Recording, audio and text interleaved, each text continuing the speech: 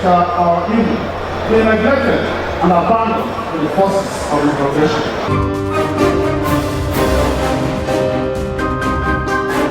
With God on our side, we shall deliver on the promises we have made.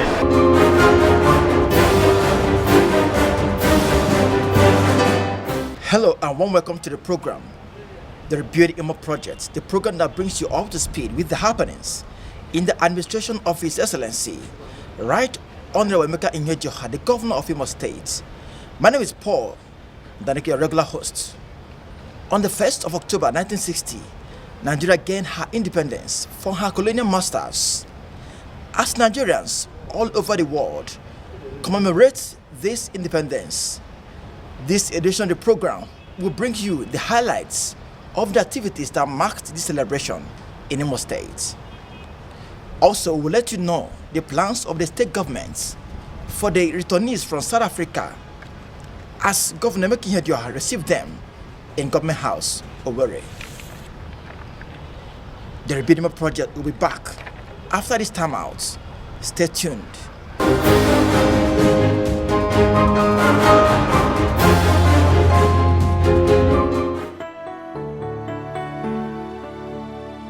59 years ago, Nigeria gained her independence from its colonial masters. Since then, the country has continued to grapple with the challenges of securing a space in the map of developed countries in the world. October 1st, every year, Nigerians all over the world commemorate this day as it remains remarkable in the journey for a greater Nigeria. Here in Imo, the 2019 celebration commenced with an anniversary church service at Maria Assumpta Cathedral, Owerri, Imo State capital.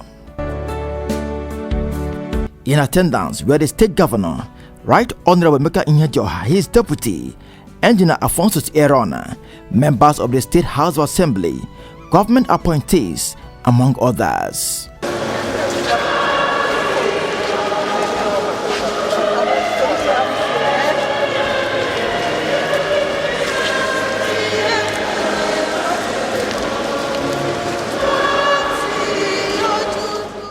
In his sermon, the Archbishop of Owerri Ecclesiastical Province, Archbishop Anthony Obinna, admonished Nigerians to ensure peace and love while calling on public office holders to humble themselves before God and ensure proper utilization of the nation's resources. Speaking, the state governor, Right Honorable Emeka Ihedioha, said the nation is currently passing through trying times and expressed the hope that with the show of patriotism by Nigerians, the nation would be great again.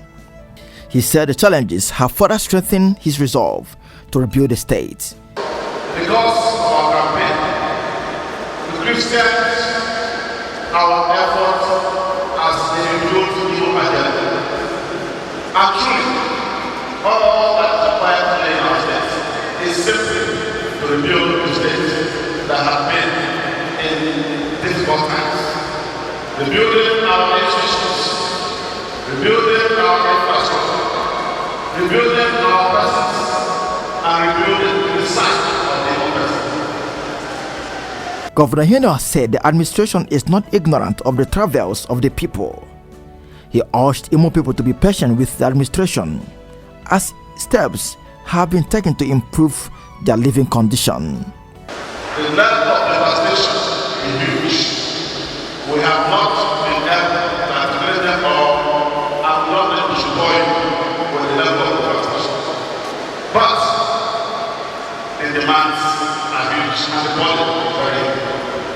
All we ask you is your continued prayers, advices when and where necessary. Governor Ihedioha said the state is undergoing a rebuilding process and called on all those aggrieved to sheath their swords and join him to move the state forward. I'm appealing to everyone to join hands with us in this enormous responsibility of rebuilding our state, which is indeed very daunting.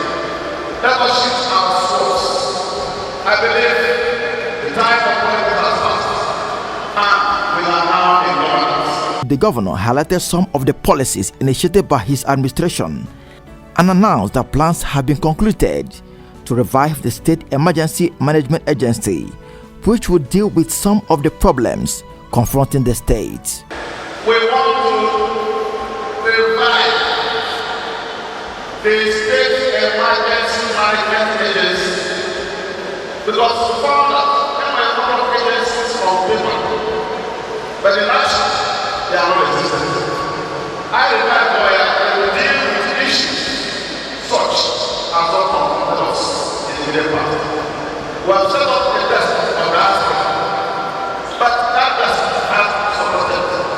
I was working with the House Assembly who are currently on recess. What will happen I gave them amendments to our proposed bill to revive the The grand finale of the independence celebration at the cenotaph site in Owerri recorded a huge turnout of Imo people from across the 27 local government areas of the state. Politicians, civil servants, captains of industry, radio fathers, religious leaders, security operatives, students, and pupils, among others, converged on the square for the auspicious occasion. Right Honorable Emeka, Ihedioha, Commander of the Order of the Niger.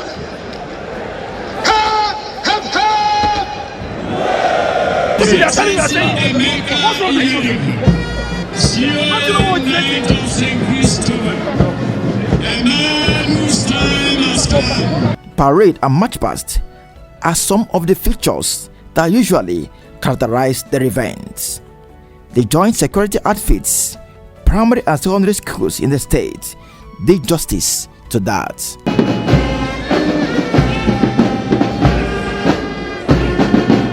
At this juncture, shall we please rise?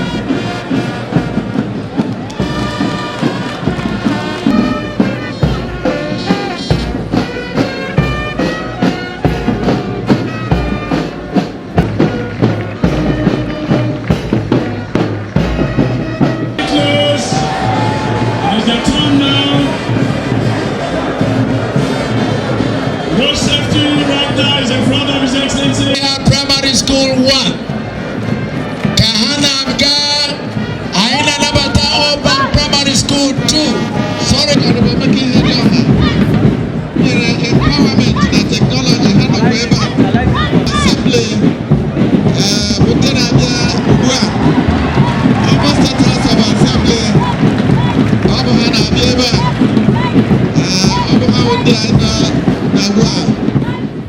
In his speech, Govt said the event provides Nigerians the opportunity to pay glowing tributes to the founding fathers for their sacrifices in the bid to achieve a self-governing and sovereign nation. He called on Nigerians to always imbibe the spirit of sacrifice and patriotism. Here in the Southeast region, we must recall with deep respect our immediate post-independence leaders like Sir Akanibiam, the first governor of the Eastern region, Dr. Michael Opara, the regional premier, as well as such other great leaders like Sir Mbonu Ojike, Dan Okereke, Chief A.C. Mwapa, and Dr. K. Mbadiwe, amongst others. For these pioneer leaders and other nationalists across Nigeria, there was no sacrifice too much, nor any price too dear to pay in the efforts to achieve a self-governing and a sovereign motherland. Today, we are beneficiaries of this great legacy of freedom, the tree of liberty planted and nurtured by the sweat and, in some circumstances, the blood of courageous men and women who resisted colonialism. On this note, I pay glowing tributes to all those our forefathers who sacrificed their life, their future, sacrificed their tomorrow for our today. However, like every other great nation, Nigeria has bravely endured the pangs of birth of an emergent nation. Indeed, at every point, our resolve to live together as one, strong and united nation has been evident in our courage to confront the odds and resilience to pull back from the precipice. The governor said the administration is determined to harness the huge potentials in the state, which would make the state the beacon of hope for the country and the entire African continent. There is indeed no state where these blessings have been more evident than our dear Imo State. I am proud to serve a state blessed with a very dynamic, youthful, educated, hardworking, and peaceful people. We are a people with great potentials, yearning to be harnessed. Our mission as a government, therefore, is to make our state the beacon of hope for the country and indeed for the African continent. To this end, I will celebrate 59 years of liberation from the clutches of colonialism and enjoying the collective support and sacrifices of our citizens. We are too noble a people to limit ourselves to small aspirations. For this reason, we are engaging all Imolites to map our strategies to harness our huge human and economic resources. The governor said the administration has recorded tremendous progress in education, agriculture, infrastructure, power, among others. We have embarked on a comprehensive plan of overhauling our infrastructure, which was ruled by shoddy contract awards, quackery, and entrenched policy of graft. Works are commencing shortly for the reconstruction of 14 critical roads, both within the Owerri Township and across the state. It is important, and I'm certain you know, that as soon as the rains subside, certainly from the month of October that we've entered today, the work will resume at various sites. It's important to state that we're reviewing our security architecture with a view to ensuring security of lives and properties and restoration of confidence in government. I accept that we still have quite some work to do in this area. We take note that we're a state blessed with a huge population of young people with great thirst for knowledge. The least any responsible government can do is to evolve strategies to satisfy this passion. We are therefore working to restore education to its place of priority as the biggest industry in our dear states. Information and communication technology, ICT popularly known, we are aware, is a major driver of change and a bridge to the future. As a result, we have reached out to some global IT firms to design and implement programs to inculcate IT competency and globally competitive skills in our youths and to make Imo State the technology hub of Nigeria. The government has put all machinery in motion to harness our agricultural potentials. Notably, and I need to emphasize, that Adapam, Abudu Poultry Farm, and similar establishments in which hitherto were abandoned to rot away are currently being revived for optimum production. The civil service has taken its pride of place as the engine room for the delivery of government service. Reforms are ongoing to improve service delivery across board, motivate the workforce, and right the wrongs inflicted on the side of the personnel by 8 years of misgovernment. When we came into office, water was not running on our taps anywhere in Owerri or indeed in Imo State. You bear me witness that today the story is different. Water is indeed running in some parts, But the challenge we are facing today is replacing the pipes which have given way. That work is in progress. The Deputy Governor informed me that last week lights came into parts of Uguta local government area. That was a thing of the past. We recently ensured the reconnection of the State Secretariat to National Grid, which was in total darkness for about 7 years before we came into office. This we have done. Governor Ihedioha disclosed that the adoption of Treasury single account in the state has continued to yield positive results, evident in the boost of the IGR of the state. Imo State now operates the single Treasury account system, which is today boosting our internally generated revenues IGR. For the avoidance of doubt, when we came into office, the first IGR that we recorded by the end of the month of June was 241 million naira. We steadily rose, improved to 432 million by end of July. By end of August, we had marked 635 million naira. I'm happy to announce to you, my dear people, that by last night, by midnight yesterday, we had clocked 794 million naira for the month of September.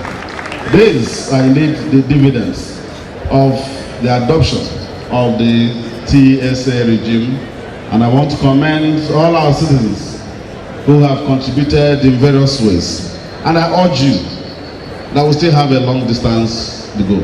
The tasks ahead of us are huge. The demands of rebuilding the states are quite enormous, and we'll expect all the support. We assure you, as usual, that we shall apply all tenets of transparency in governance and accountability to ensure that we utilize the resources for the development of our states and our people. The governor further said that measures have been put in place to make Imo the investor's heaven and a choice destination for investment. In an effort to expand the funding and donor possibilities in rebuilding the states, we as a policy have been engaging in international, bilateral and multilateral partners as well as donor agencies.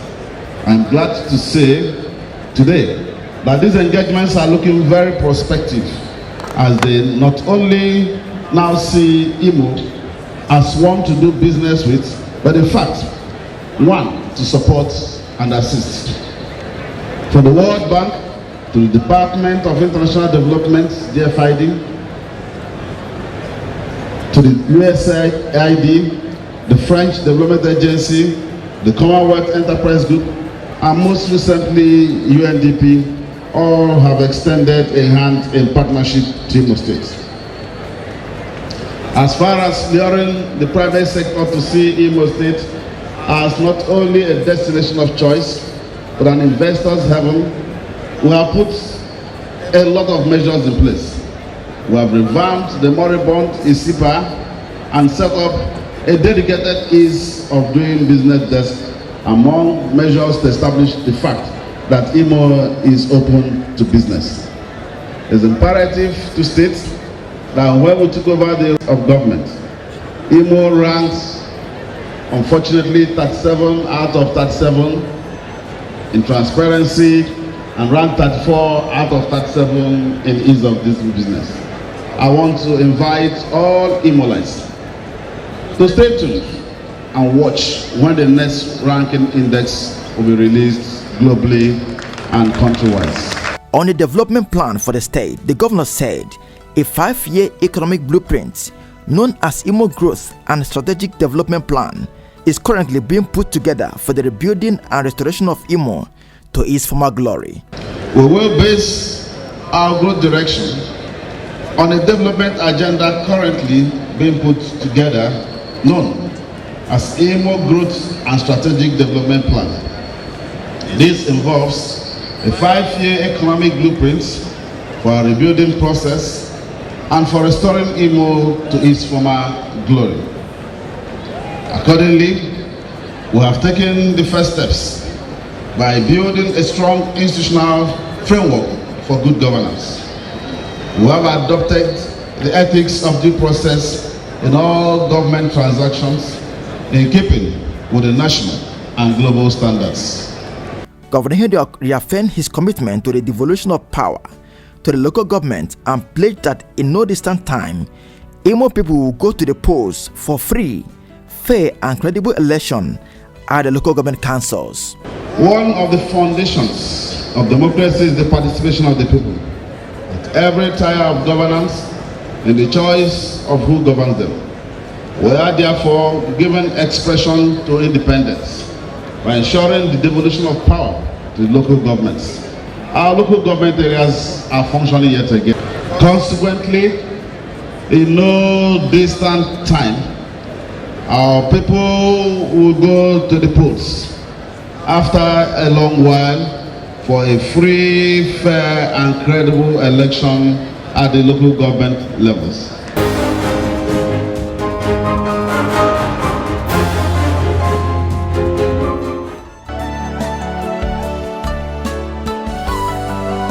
These men and women with their children, 91 in number, are the first batch of Imo returnees from South Africa who were evacuated due to xenophobic attack. They left for South Africa in search of a greener pasture, a goal that now seems unrealized. Many lost their lives, while those that returned came back with nothing as their businesses were destroyed. For them, coming home became necessary as it was their only hope for a better life and a new lease of life. The returnees were received by the state governor, Right Honorable Emeka Ihedioha, at the government house, Owerri. Governor Ihedioha commended the Archbishop of Owerri Ecclesiastical Province, Archbishop Anthony Obinna, for their swift intervention and assured the returnees of the state government's readiness to resettle, reintegrate, and empower them. We will find ways of resettling them, helping them in the resettlement program. The responsibility of government is to see how we can cushion the effects of the shock. We'll work with them, work with organizations and teams and their communities. Luckily, they've all been linked up to their respective local environment, and I must congratulate, I must thank the federal government for the initiative they've taken, and thank Mr. Oscar of Elvis for bailing us out at this point in time from this by the humanitarian gesture that he showed. The Catholic Diocese of Owerri, and in particular with Anthony Obinna, who offered them immediate support on their arrival and from counseling. So you can see that they and the prayers, so they're gradually getting to feel at home. The Commissioner for Information and Orientation, Barrister Emeka Ebilekwe, said the state government would take the issue of their welfare seriously and urge them to be law-abiding. We give all the thanks to our able governor, Right Honorable Emeka Ihedioha, who have recognized you and are putting plans to reintegrate you into your own state. Imo State still belongs to all of us. Whatever that is in South Africa, we have it in double force. Let us harness our resources and live a better life. The Senior Special Assistant to the Governor on Information and Advocacy, Mrs. Adwara Onyechere, who is also the Secretary Committee on Reintegration of Imo-born returnees, said the committee would conduct a verification exercise that would harmonize the contact list it received from the federal government and announce plans by the state government to engage them meaningfully. They will be receiving ameliorations today and also foodstuff, and also be engaged in a verification exercise that will harmonize the contact list which we have received from the federal government. And from that list we will be able to engage on the long-term process which the committee will give their own communique and recommendations in issues regarding grant access, empowerment, skill and acquisition intervention, and etc. etc. These people have local government areas. It's now a time for their constituency to also receive them through their state legislators, and also their local government chairman in acting capacity should also reach out to these people and reintegrate them. Some of the returnees shared their experiences. I lost many things there. I came home with nothing. So I'm a businessman there, which I was into electrical. I sell electronics and other things. So, but at the end of the day, I only thank God because though I lost everything, but I only thank God that I came home healthy, without problem. I'm a businessman. I have a restaurant there, which I built it by myself, which I have the documents of my restaurant, but unfortunately they burned it and they looted the shop. The first one that happened, which I have almost at 8 stitches here. They stabbed me, I nearly died because I'm going to church with my Bible, but God saved me. I feel bad because, you know, when you travel overseas, you expect to come back with a testimony to see people around you. But unfortunately, that when we lost everything, we think that all our hope is finished, but we still believing because we know where we are coming from. We are not a slave. No matter the country take us as a slave. No, so many of us didn't expect to come to government house or to see governor one by one on one. Like when he came, he was the first person to shake. I was asking myself, wow, this is how God is. So I was so happy, I was so glad.